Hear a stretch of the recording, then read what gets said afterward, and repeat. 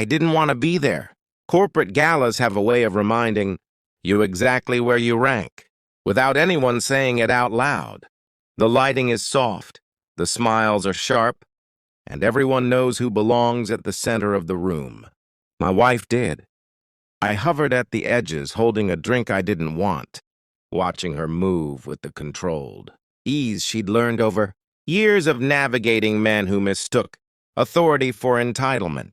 She looked confident, professional, already half in work mode. I was proud of her.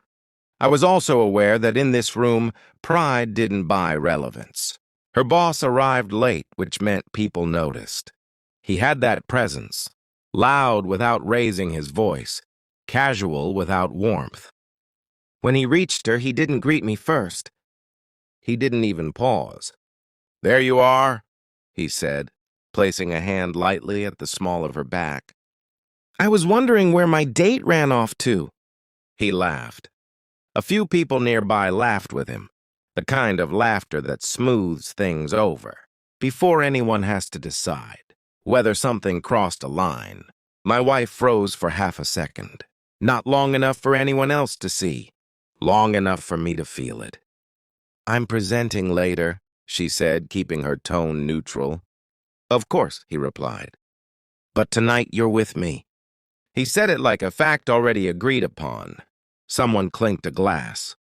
The room adjusted. And just like that, I wasn't erased violently. I was edited out. I stood there trying to decide which version of myself to be. The husband who objects and creates a scene, or the husband who swallows it and tells himself it's just words. Neither felt right.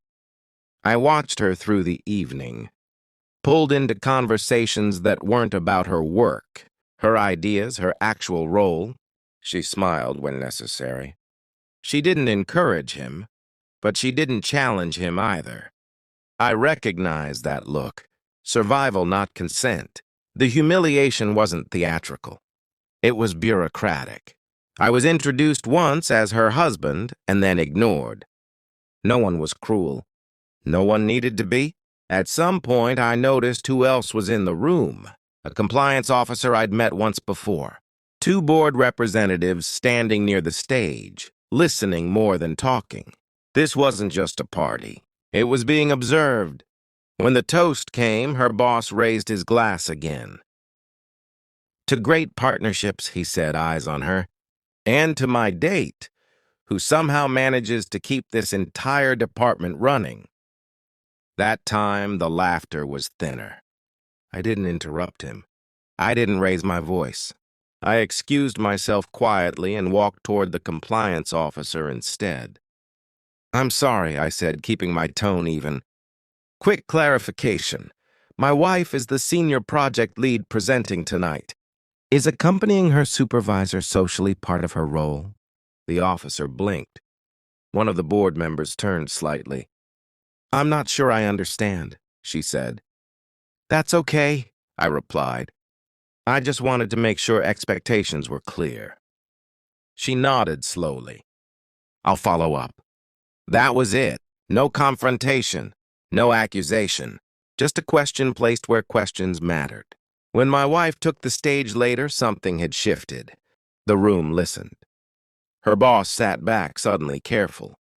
She delivered her presentation with calm precision, and for the first time that night, she wasn't framed as anyone's accessory. On the drive home, the silence stretched. "Why did you do that?" she finally asked. I kept my eyes on the road. "Because I didn't want the story to stay wrong." She didn't respond immediately. When she did, her voice was quiet.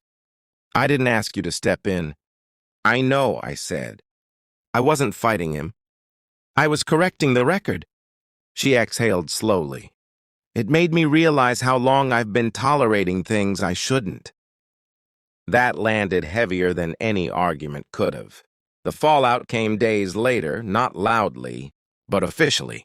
Emails, meetings, a company-wide reminder about professional boundaries. Her boss was removed from client-facing events pending review. No announcement. No spectacle. Just absence. Our relationship didn't resolve neatly. We talked more honestly than we had in years. About power, about silence, about the ways we'd both learned to minimize ourselves for different reasons. I didn't feel triumphant. I felt steady. I hadn't reclaimed dominance. I had reclaimed definition. And that quietly changed everything.